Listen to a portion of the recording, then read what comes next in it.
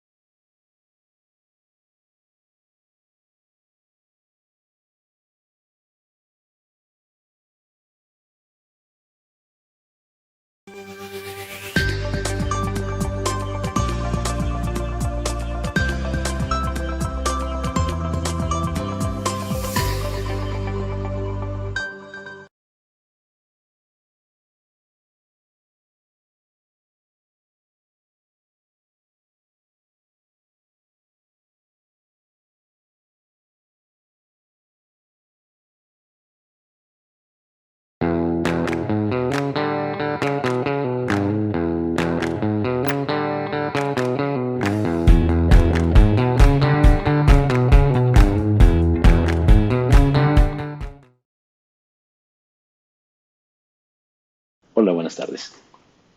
Mi agradecimiento a la Federación Mexicana de Colegios de Ortopedia y Traumatología por la invitación a participar en este módulo de osteoporosis y fracturas por fragilidad.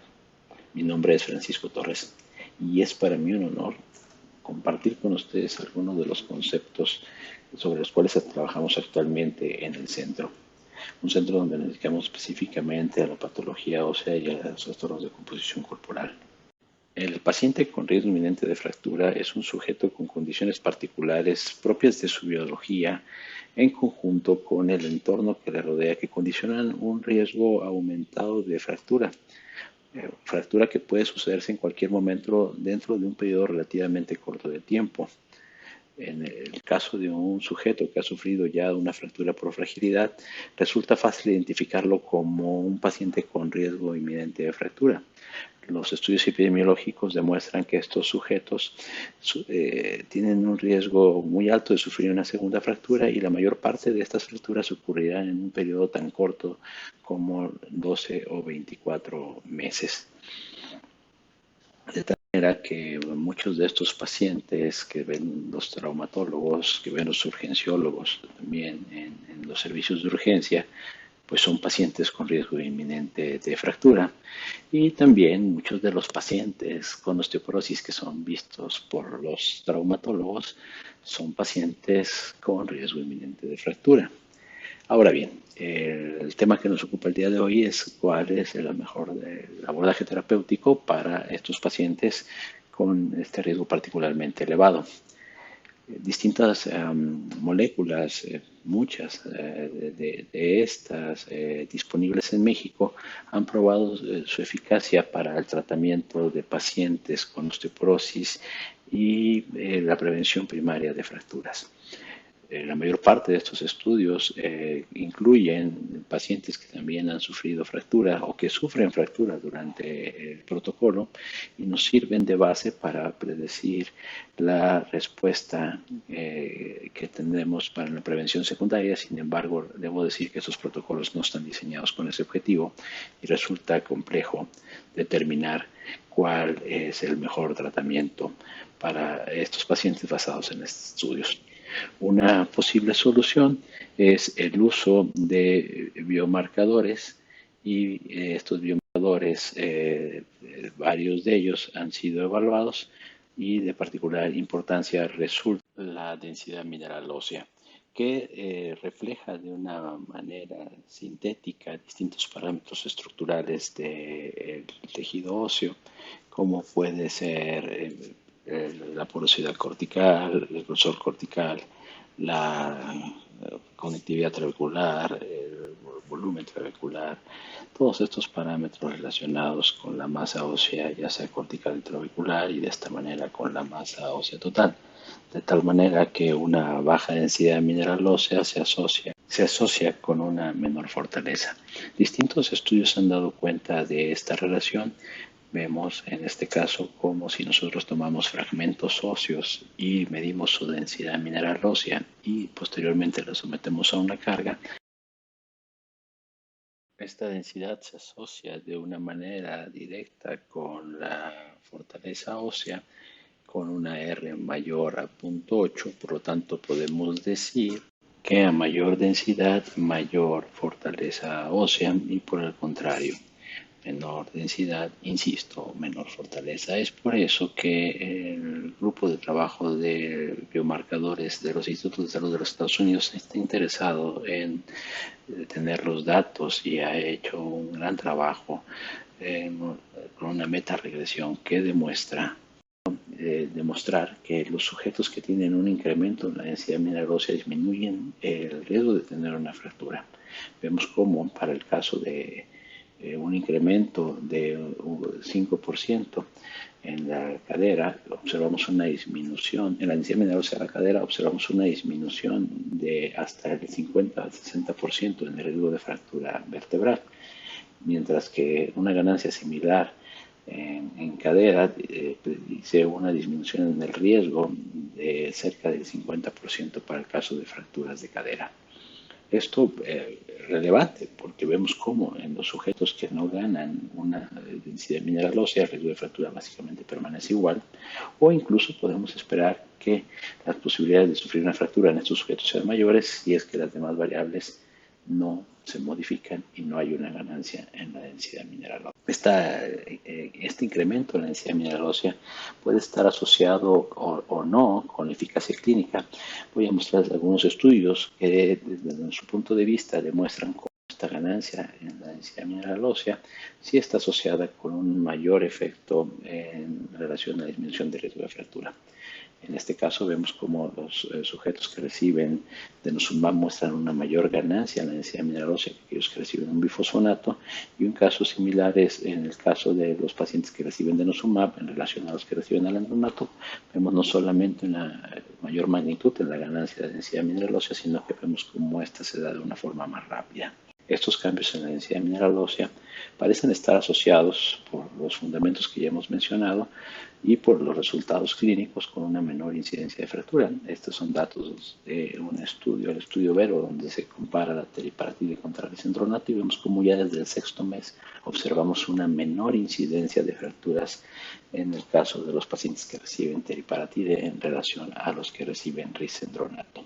Lo mismo sucede cuando observamos cómo no solamente hay una mayor ganancia en los pacientes que reciben romosozumab que los que reciben alendronato, sino que también ya para el primer año observamos una menor incidencia de fractura en estos sujetos que reciben romosozumab en relación, insisto, a un bifosfonato. Datos similares podemos observar en el caso de dos anabólicos, como es el caso de abaloparatide y teriparatide, donde abaloparatide tiene una mayor ganancia de densidad mineral ósea que teriparatide y al mismo tiempo tiene una mayor reducción en la incidencia de fracturas que teriparatide. De tal manera que existen distintos fármacos, todos ellos han demostrado eficacia en cierto grado para la prevención secundaria de fracturas vertebrales y fracturas no vertebrales, y vemos cómo la reducción del riesgo parece estar relacionada con la ganancia de densidad mineral ósea. De tal forma que en este punto me parece pertinente señalar que para el tratamiento de los pacientes con riesgo inminente de fractura es preferible utilizar fármacos que incrementen de una forma más rápida y en mayor magnitud la densidad mineral ósea.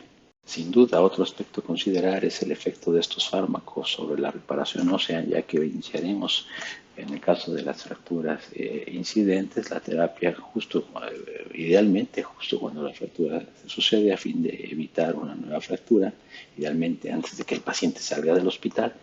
Y de esta manera es importante tener claridad que estos fármacos no tienen algún efecto deleterio sobre los mecanismos de reparación ósea.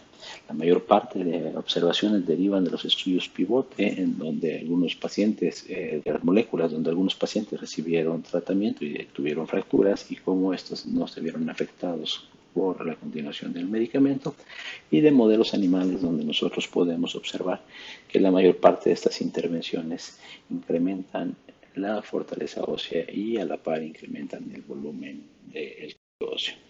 Este es el caso de un modelo animal donde nosotros vemos como aquellos animales que recibieron alendronato o denosumab tienen una mayor masa ósea en el callo, y vemos también retrasos en la resorción. Estos retrasos y este mayor volumen, cuando nosotros medimos la fortaleza, podemos tener constancia de que es una fortaleza incremental. Y cuando nosotros aplicamos pruebas de torsión, algo que llama bastante la atención es que para el caso de los controles, al momento de que fracasa el material, lo hace a través del callo óseo, mientras que en el caso de aquellos que recibieron denosumab, el trazo de fractura o el fracaso del tejido se da en otros sitios diferentes al de la reparación. Antes de terminar, es importante señalar que la secuencia en que nosotros elegimos las moléculas para dar tratamiento a los pacientes con riesgo inminente de fractura, los pacientes incluso con osteoporosis, es muy importante, ya que he observado que la aplicación posterior de teriparatide, posterior a la administración de denosumab, disminuye la densidad mineral ósea de una forma importante, particularmente en los sitios con mayor cantidad de cortical, y esta disminución de la densidad mineral ósea puede estar asociada con un mayor riesgo de fractura. Lo mismo sucede para el caso de los sujetos que previamente recibieron bifosfonatos, y vemos cómo todavía para el 12º mes de la transición de un bifosfonato a teriparatide se observan estas densidades inferiores a las logradas previamente con el bifosfonato.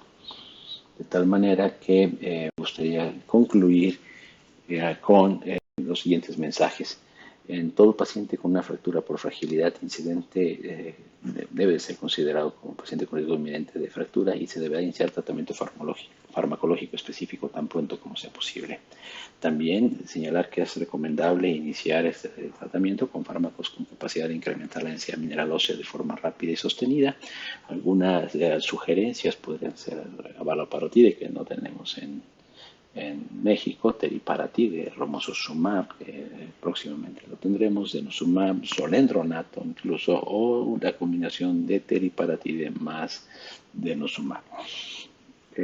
También señalar que una buena recomendación es no sustituir un antirresortivo con teriparatide, en todo caso, solamente adicionarlo. Gracias. Hello, everybody. It's a great pleasure to have the invitation to speak at the FEMICOT 2020 Virtual Congress. I really enjoyed my last visit to the FEMICOT meeting in Guadalajara. It's a A great honor to be invited back. Hopefully next time we can do this in person perhaps on the beach. But it's a great pleasure and thank you very much.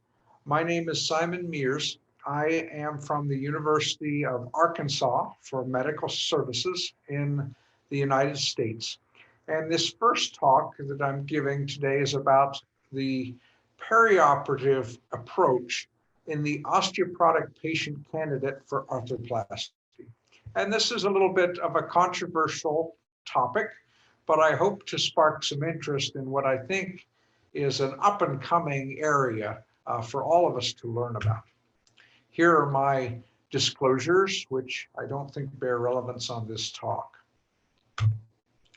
Well, what about osteoporosis and arthroplasty? We know that osteoporosis leads to many bad things. Hip fractures, periprosthetic fractures, probably subsidence of stems, lots of bad things that have a direct relevance to arthroplasty. We know from the literature that this is relatively common, that these two things overlap. So in one study, the overlap between arthritis and osteoporosis in a group undergoing total knee was about 31%. This has been reproduced in another study, about 36% of patients. And this is true of men and women. So it's a fairly common thing that patients undergoing arthroplasty may have osteoporosis.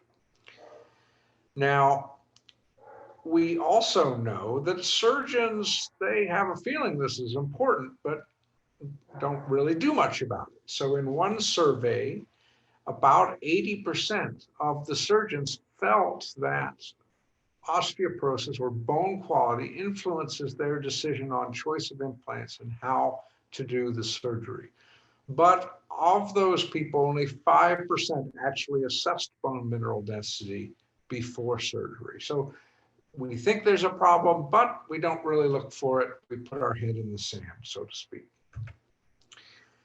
Well, can the determination of this change our outcomes or change what we do? I think it can in two ways. One, treatment before surgery. So can we improve the bone strength to do the surgery? The second is, well, would we do the surgery a little bit differently? Might you consider using a cemented femoral stem, a cemented total knee, perhaps a stem on your tibia to make it stronger so that it won't fail? We know that cemented stems in hip fracture have a lower rate of periprosthetic fracture and less subsidence. And these patients, by definition, have osteoporosis. So a change in our behavior would almost certainly lead to less failures and better results.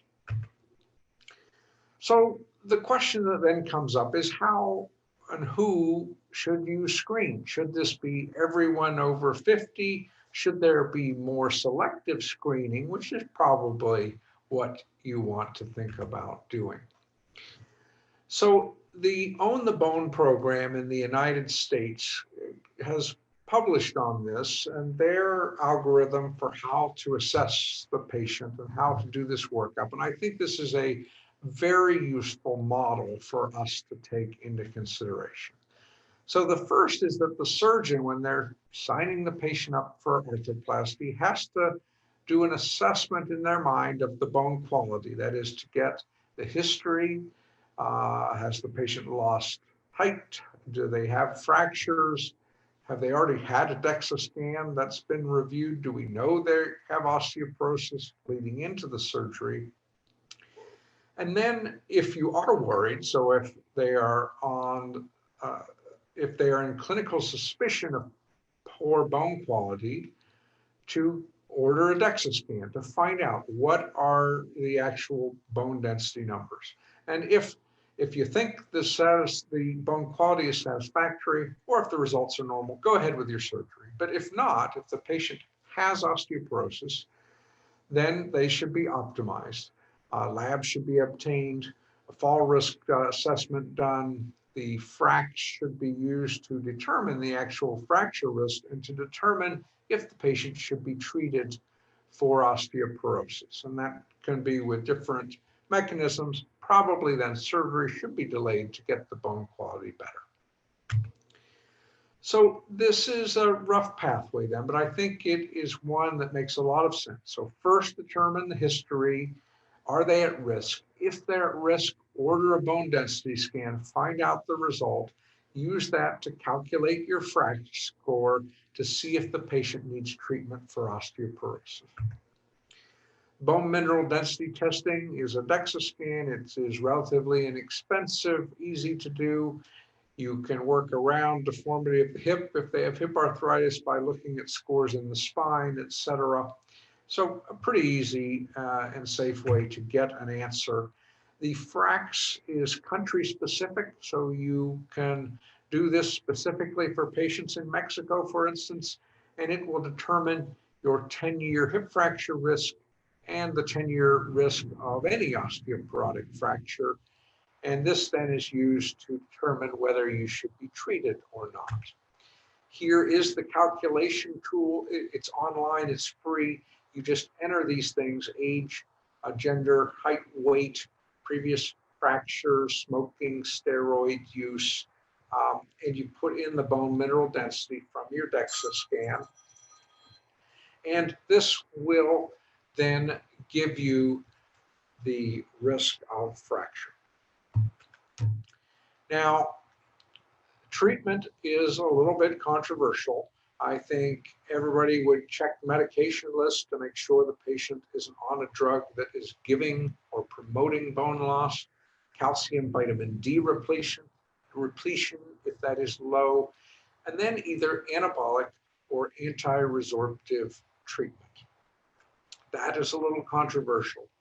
In the opinion of the Own the Bone group, anabolic therapy produces the fastest increase in bone mineral density. It also has been shown to improve mechanical strength of the bone, improve screw and torsional torque, and enhance fusion masses. And it is more rapid. These effects have been documented within 2 months. On the downside, it's expensive in the United States anyway. We need insurance approval, so that can be hard to do. But it seems to be more rapid if there's some time relevance for your surgery. When they applied this, the Own the Bone group and Paul Anderson has published on this in 124 patients who were at risk. They found, looking at actual microarchitecture of the bone, 34% had degraded bone and another 30% partially degraded bone. So, 2/3 of these patients really had changes in their bone, making the surgery more difficult or harder to do. They found in that group 91% met criteria for treatment with osteoporosis, and they got 75% of them prescribed treatment before their surgery. So in conclusion, I think this is an important area, maybe one you haven't considered, but osteoporosis is really common in arthroplasty patients, 1/3 of them. And I think knowledge of this and determination of the actual fracture risk may help you change the procedure, use more cement, use better techniques for osteoporosis, and it may allow you to treat the osteoporosis to improve the strength of the bone before you do surgery. I think this is a real opportunity for us to improve the results we have in arthroplasty. So use some selective screening, especially for those who are at higher risk, and I think we'll have better results. Thank you very much for your attention today.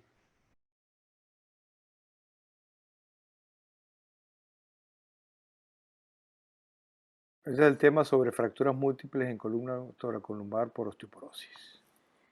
Y este es mi equipo de trabajo.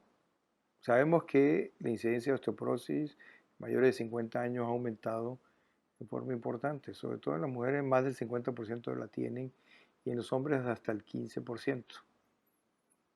El 30 o el 50% de las personas van a tener algún tipo de fractura por osteoporosis. Se calcula que en Estados Unidos 1,5 millones de personas tienen fracturas por osteoporosis y 700.000 de estas fracturas son en la columna vertebral. Con el aumento de la longevidad aumenta también la osteoporosis o la cantidad de osteoporosis y las enfermedades degenerativas. Esto hace un gran reto para el ortopedista. Las fracturas por vértebra a nivel de los distintos países del mundo han aumentado en forma importante. Esto es notorio en los últimos 5 años, donde se ve un aumento en la incidencia de fracturas en pacientes con osteoporosis, sobre todo en las vértebras. La cifosis y la pérdida de movilidad son la causa o la secuela más importante que encontramos en estos pacientes, y esto es notorio en la población, sobre todo los. El diagnóstico se puede hacer muy rápidamente en forma clínica, sobre todo por un dolor súbito sin un gran antecedente, ya sea traumático, sino más bien por esfuerzo. Las radiografías habitualmente de inicio no se observan algún tipo de alteración a nivel de los huesos, pero una semana después lo más seguro es que encontremos algún tipo de acuñamiento. Y en pacientes, cuando haya sospecha, la resonancia es tal vez el estudio más sensible para hacer este tipo de diagnóstico. La tomografía y la densitometría ósea pues nos dan un poquito de más información, pero realmente no nos ayudan a un diagnóstico certero. Es evidente que el tratamiento depende mucho de varios factores. Nosotros usamos la clasificación generalmente de la O para hacer el diagnóstico y cuál es el tipo de tratamiento de usar, pero hay un tipo de estos pacientes que tienen características muy particulares, y creo que esta clasificación que propone la sociedad alemana es una clasificación que nos ayuda un poco a orientarnos cuál es el mejor tipo de tratamiento en este tipo de pacientes. Y esta es un poco la morfología de la forma que se observa en este tipo de fractura, y que le dan cierto puntaje, 1 hasta 5, pero este se va modificando dependiendo de las condiciones y en el momento en que se hace este tipo de diagnóstico. Entonces, obviamente, fracturas que son de 0 a 5 puntos, el manejo es conservador. 6 puntos puede ser personalizado, dependiendo de las preferencias del cirujano, y más de 6 puntos definitivamente un manejo de tipo quirúrgico. Manejo conservador, el manejo conservador es básicamente con tratamiento con medicamentos, posiblemente un poco de reposo, tratar de levantar al paciente lo antes posible, el uso de analgésicos tratando de evitar los opiáceos, la fisioterapia y la ortesis. El aspecto preventivo es lo más importante, y lo que se ha visto es que el tipo de medicamentos que se tienen que utilizar son básicamente entre el uso de vitaminas, el uso de calcio y todos estos medicamentos que ayudan a disminuir el índice de osteoporosis en los pacientes. El uso de ortesis, sobre todo las ortesis dinámicas, son un poquito más toleradas, se usan menos tiempo y que ayudan a mejorar la masa muscular y posiblemente el incremento en la densidad ósea con este tipo de ortesis. El manejo quirúrgico va dirigido principalmente a poder movilizar lo más rápido al paciente, sobre todo en pacientes que están postrados en cama por el tipo de fractura. La estabilización es preservar la estabilización del segmento, reconstruir el perfil sagital del paciente y modificar las técnicas dependiendo de las condiciones óseas del paciente. Entonces, hay algunas características importantes que ayudan a estabilizar, a tener una mejor estabilización por las instrumentaciones que utilizamos. Entonces, pacientes que tienen múltiples fracturas, que tienen fractura del segmento adyacente o que ya definitivamente tienen una osteoporosis declarada, debemos de tener ciertos cuidados particulares. Sabemos que la vertebroplastía tal vez es el tratamiento más rápido y efectivo en este tipo de pacientes y que debemos de considerar en la mayoría de los pacientes con fracturas por osteoporosis. Es importante notar que se ha visto que si hacemos biopsia de estos pacientes, un alto índice, y se observa en estos diferentes estudios, donde van desde 0.7% hasta 7%, las posibilidades de diagnosticar algún tipo de metástasis a nivel de la columna que generen, este tipo o múltiples fracturas en los pacientes. Aunque en este último estudio ha demostrado que que el alto costo de hacer biopsia en estos pacientes tal vez no justifique hacerla. Esto lo dejo a opción de ustedes. Yo considero que es importante, siempre que se haga una vertebroplastía, pues tomar la biopsia para poder hacer un diagnóstico certero. Esto es un estudio hecho en Latinoamérica en donde se observa que la gran incidencia de complicaciones que se tiene con pacientes con osteoporosis. Y muchas veces preferimos no instrumentar a estos pacientes para poder, para evitar pues este tipo de complicaciones. Entonces esto hace que es bastante complejo el tipo de tratamiento en estos pacientes. El uso de medicamentos como el teriparatide y los bifosfonatos pues sí ayudan a mejorar la estabilización cuando se utiliza algún tipo de instrumentación. Parece que está muy bien demostrado esto. Pero hay estrategias que debemos de tomar en cuenta. Estas estrategias son el nivel o puntos donde tenemos que hacer la estabilización. La estabilización es generalmente mucho más larga y tratar de mantener el balance sagital de la persona en ese momento y no el balance sagital que tienen los pacientes jóvenes.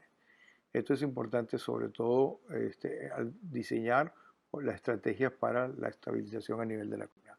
Otras técnicas como el uso de aumentación, el uso de hidroxiapatita o tornillos expandibles nos pueden ayudar finalmente a dar más estabilidad a la columna. Se ha visto que la aumentación con hidroxiapatita, con cemento, con tornillos sólidos, tiene una estabilización importante a nivel de la columna vertebral. También el uso de trayectorias especiales en la cual se puede hacer estabilización a nivel de la columna con esa divergencia nos pueden ayudar a tener una mayor estabilidad a nivel de ese instrumento. Y el extender los niveles en vez de colocar cemento parece que da más estabilidad que solamente utilizar cemento. Es importante saber que el paciente que tiene más de 2,5 desviaciones estándar, pues tiene un alto riesgo de posibilidad de tener aflojamiento, por lo cual cualquier elemento que se le pueda dar a la estabilización nos ayuda. Esta diapositiva nos demuestra que la expansión de la fractura o lo diseminado o lo inestable que está en la columna anterior nos obliga un poco a hacer abordajes por vía anterior que son necesarios en algunos casos, en estos pacientes. Por lo cual debemos de considerar. Voy a presentar algunos casos clínicos. Es una paciente femenina de 64 años de edad con fracturas en L1, L3, L4 y este tipo de fracturas todas eran tipo 2 en algunos y algunas tipo 3. Un dolor importante en el cual el manejo con estabilización con vertebroplastía, con un expansor, un stent a dicho nivel, nos ayuda finalmente a la estabilización de la columna. Este es otro paciente, un masculino de 77 años de edad, con una caída leve, con una fractura en una columna osteoporótica, y se hizo una aumentación de todos los segmentos e inclusive aumentación del segmento fracturado, dándole una estabilización anterior y posterior con una buena evolución en el futuro. Este es otro paciente de 65 años de edad con una caída de altura, fumador, con gran desnutrición y con una pérdida de fuerza, en el cual se tuvo que hacer un abordaje por vía anterior, pero al poco tiempo tuvo un colapso del mismo, por lo cual se tuvo que complementar con una vía posterior con todos los tratamientos posibles para mantener la estabilización de la columna. El mensaje de esto es que hay que mejorar en lo posible la calidad ósea, hacer construcciones largas mejor que cortas, hay que considerar que la dirección de los tornillos, eso ayuda definitivamente a estabilizar. El colocar cemento previo a la colocación de tornillos nos ayuda a una buena estabilización y considerar en algunas ocasiones la estabilización por delante. Y en fracturas múltiples, combinarlo siempre con vértebra. Muchas gracias por su atención. Dear colleagues in Mexico, thank you very much for your kind invitation to give a lecture on the impact of weight-bearing restrictions in older adult patients with fragility fractures. Due to the COVID pandemic, I unfortunately cannot be directly with you, but I hope that this lecture will give you some more insights. These are my disclosures. Whenever we do talk about fragility fracture patients, our main goal is securing mobility, because we do know that immobility has multiple effects on our patients. It leads to neurological deficits, to confusion, it leads to musculoskeletal decline, it leads to a gastrointestinal decline with constipation, it leads to pressure sores, and it also leads to respiratory infects. Especially the effect on the musculoskeletal system is really enormous, and this is a quite interesting study. Colleagues from Denmark published in 2014.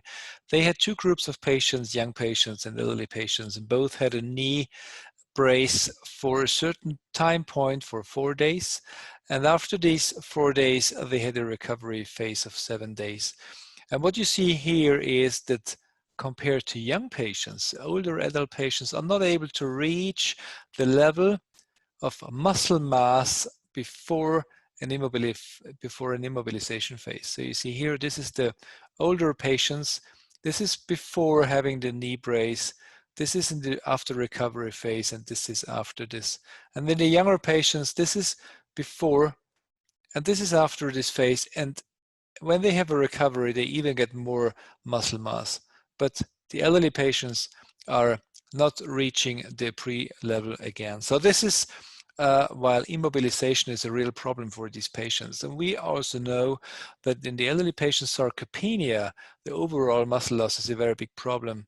And we know that muscle atrophy is very, very fast in the first few days of immobilizations for these patients. So therefore, it's our goal to secure the mobility, and compared to cardiologists, we can also say time is muscle also for skeletal muscle. So you see here the muscle breakdown, the rate of muscle atrophy is very, very strong in the first few days of immobilization.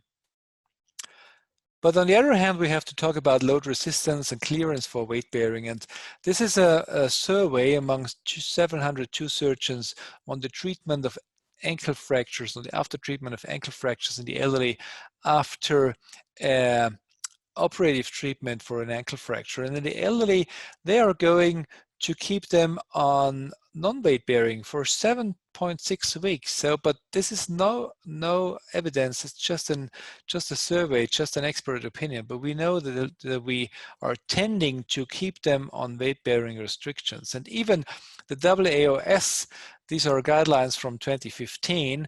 They have stated that weight-bearing restrictions after hip fracture surgery may be appropriate for this. But this is also an expert opinion. There is no evidence. And we did a study here in Munich, and because we asked us if weight-bearing restrictions are possible in hip fracture patients. It was published in JBJS in 2018. We have used an insole force sensor, which is shown here, and we had two groups of patients. We had a younger, elderly group of patients after a hip fracture, and a younger group of patients after a fracture in the lower extremity. And both of these had a physiotherapeutic training for partial weight bearing for 20 Ks. And the elderly patients were mentally fit, so we had a mini mental score of more than 2018. And this is what you get. This is a pressure curve for the younger patients. So what you see here is that the younger patients are able to maintain a weight-bearing restriction. So you see this is the pressure which he is putting on the injured leg, and this is a pressure which he is putting on the non-injured leg. And the same curve is totally different in the elderly. So you see there is no difference for both. So even if you have a hip fracture patients on training with physiotherapy for non-weight bearing, they are not able to maintain these weight bearing restrictions. And this is what we could find. So there's a very high difference between these two groups. So this is highly relevant. So therefore they cannot maintain any weight bearing restrictions. And the ongoing problem what we have, our goal to mobilize these patients as fast as possible without any restrictions is not possible because of restrictions are leading to more immobilization. And this is what we also have examined here in Munich. So weight-bearing restrictions reduce post-operative mobility in elderly hip fracture patients. So we also had two groups of patients. One group were told to have a partial weight bearing with this physiotherapy construct, and the other group were told to have a full weight bearing. And what you see here, the insole force sensor tells us that both groups are having the same force when they are mobilized. So even if you tell them, same thing that we have seen before, they cannot maintain these weight bearing restrictions, so they have fully weight bearing. But when you go for 6 weeks control, this is here, then you see the partial weight bearing has a significant lower Parker mobility score after 6 months, 6 weeks compared to this full weight bearing group. So therefore we can say that weight bearing restrictions lead to a worse functional outcome in these patients. There is another study, also a German study, which was published previously. This was, they have examined 2 groups of periprosthetic fractures. The other group have been operated with the plate, and the other group with the revision arthroplasty, and the revision arthroplasty group have been full weight bearing, and the plate group have been in partial weight bearing. And what you clearly see here is that the full weight bearing had a significant lower mortality after 6 months. So the mortality higher if you put them on partial weight bearing. So the allowance of full weight bearing leads to an adequate mobilization, and then also leads to lower complication rates and to a better functional outcome. So what I would like to bring to you is that immobility leads to a fast muscle loss in older adults, which cannot be rebuilt by these patients. Older adults are not able to maintain post-operative weight-bearing restrictions, and weight-bearing restrictions lead to a worse functional outcome in older adult fracture patients. So I hope that this short lecture could give you some more insights on fragility fracture treatment, and I give you some warm welcomes from Munich. Goodbye.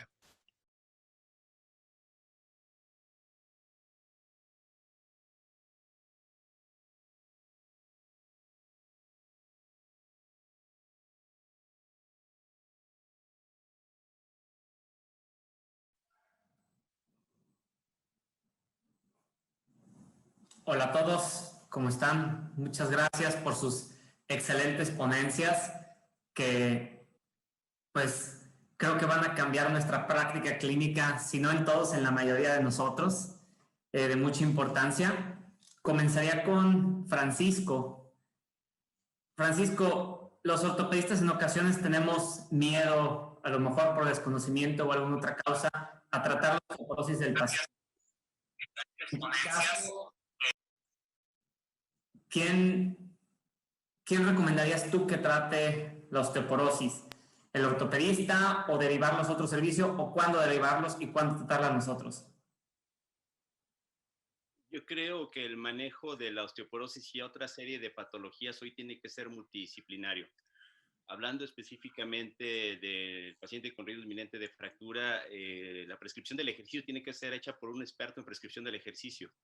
Y no tener en cuenta este elemento es una limitante para la evolución del paciente. Una gran ventaja que tenemos estos equipos multidisciplinarios es que se puede operar el paciente y eso solamente lo puede hacer el cirujano traumatólogo ortopedista. Sería impensable pensar que cualquiera de nosotros estemos en quirófano. De tal manera que tenemos que hacer más eficiente el tiempo. En determinado momento creo que los equipos multidisciplinarios donde esta unidad, posiblemente ortogeriatría, considera un equipo quirúrgico y un equipo médico sería la mejor solución. Sin embargo, en el entorno donde solamente el traumatólogo se encuentra, es posible que el traumatólogo dé el manejo completo, toda vez que tenga los elementos suficientes para decidir el tratamiento. Perfecto, efectivamente, concuerdo contigo. Una pregunta que nos hicieron en la audiencia y creo bastante importante. ¿Qué consecuencias o qué efectos secundarios tiene el tratamiento por larga evolución del denosumab? Tenemos ya estudios de más de 10 años. ¿Qué nos han demostrado? Sí, estaba leyendo la pregunta y en realidad cuestiona si tienen los bifosfonatos más o menos. Creo que es esa misma pregunta. Lo que diría para todos los fármacos es que tienen un perfil de seguridad adecuado.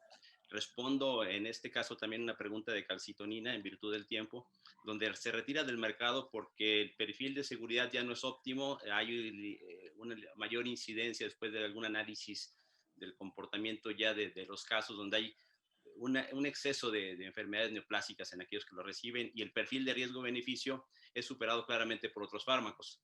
De tal manera que tanto bifosfonatos como denosumab como anabólicos tienen un perfil favorable. La parte clave es darlos en el tiempo indicado por el tiempo indicado y en general tanto bifosfonatos como denosumab son seguros a largo plazo. Las complicaciones que se han documentado sí existen, pero la incidencia es tan baja que lo que tenemos que estar es atentos de cuándo se pueda presentar y hacer los ajustes pertinentes. Perfecto. Y una pregunta, ¿qué estudios recomendarías como mínimo para poder nosotros iniciar un tratamiento en osteoporosis en un paciente después de una fractura? Mínimo una calcemia, yo sí recomendaría vitamina D, paratormona probablemente en la mayor parte de los casos, y acorde al perfil clínico de cada paciente. Es muy importante entender que la fractura por fragilidad se presenta en un sujeto muchas veces de edad avanzada que puede tener múltiples comorbilidades. En algunos casos, la baja en los niveles de sodio condiciona mayor riesgo de caída, y no evaluar esto y no reponer esto supone un riesgo mayor para el paciente. De tal manera que sí, por lo menos una calcemia a todo paciente y el perfil clínico que sea el adecuado, el perfil paraclínico que sea indicado para la clínica del paciente. Muchas gracias. Dr. Mears, I'm really sure of the utility of the preoperative screening and treatment in the surgical patient for arthroplasty. Do you have any cut in the T-score for saying, I will use a cemented stem in this patient because of the T-score in the DEXA scan, or you don't have any criteria with it? The microphone. For me, I think using the DEXA information gives you a much more scientific way of looking at what I think everybody does a little bit. You know, you look at the x-ray, does the bone look terrible? Or do you do a cemented stem? Is it a fracture? Does that lead you more towards it? But I think if you start to think of this more systematically, we may be able to improve what we're doing. And I think that's the point of this. Okay, thank you. Dr. Dittmar, ¿usted utiliza en algún momento los valores de la densitometría para decidir entre si instrumentar o no una vertebroplastía o más bien es cuestión clínica y biomecánica de la columna? Bueno, en los casos de fracturas como tal, es muy difícil, prevenir el tema. Si el paciente tiene una indicación quirúrgica, pues hay que usar todos los elementos que se puedan realizar, tener para poder estabilizar la columna. Pero pacientes programados que sabemos que tienen una osteoporosis importante y que vamos a tener que estabilizar, sí, la verdad es que sí es un factor importante para tomar cualquier decisión. Y esto, uno de los artículos era interesante, uno que se hizo un survey a nivel Latinoamérica. Había personas que hasta decían que no había que instrumentar, porque si no íbamos a tener fallas. Entonces, yo creo que tratar de darle tratamiento previo, y si es una cirugía programada, vale la pena hacerlo. Entonces, nosotros hemos tenido, pues vamos a decir, relativos buenos resultados. No voy a decir que excelente, pero sí relativos buenos resultados con este tipo de manejo. Perfecto, muchas gracias. Dr. Simon, again, all the orthopedics, we are worried about the integration of the prosthesis. Of course, more in the osteoporotic patient in case of non-cemented stems.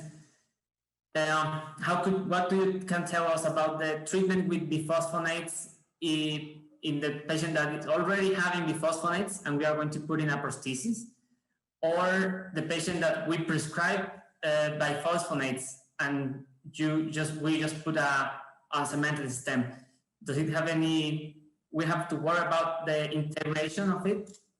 Well, I think the if you give bisphosphonates, they take time to improve the strength of the bone. So, I mean, that's months, years. But then, of course, there's the ones we worry about that have been on for too long, where the bone then gets too brittle and leads to stress fractures, etc. And that, of course, is a worry. But I think we're all more attuned to that than we used to be. So I think overall, you know, if you have a patient that's just started bisphosphonates, you have to treat them as osteoporotic. It won't have changed the strength of the bone at all at that time. It takes a long time to do that.